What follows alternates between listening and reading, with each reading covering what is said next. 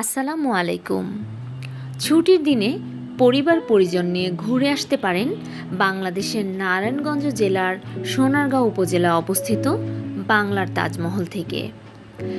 বাংলার তাজমহলে যাওয়ার জন্য আমি আমার এলাকা বৌদ্ধ মন্দির থেকে প্রথমেই চলে গিয়েছিলাম কুড়িল বিশ্ব রোডে।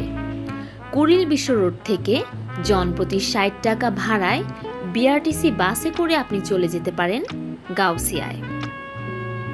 গাউসিয়া থেকে যে কোনো অটোরিকশা বা সাধারণ রিকশায় করে আপনি ৮০ বা ৯০ টাকা ভাড়ায় চলে যেতে পারবেন বাংলার তাজমহলে।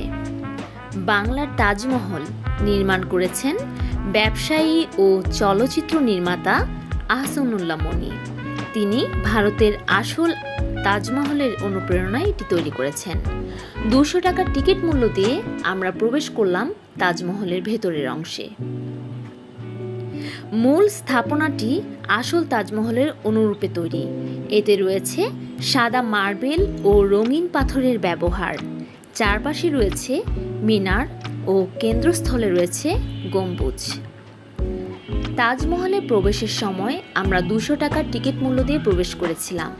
সেই একই টিকিট দিয়ে আপনি ঘুরে আসতে পারেন তাজমহলের পাশেই অবস্থিত পিরামিড। পিরামিডের ভেতরের অংশটা খুব সুন্দর এবং দৃষ্টিনন্দনভাবে সাজানো আছে।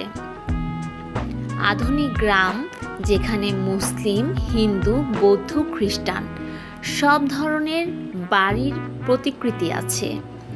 এরপরে ক্লান্ত শরীর নিয়ে হাতে একটি কাশফুল নিয়ে বাড়ির উদ্দেশ্যে রওনা দিলাম।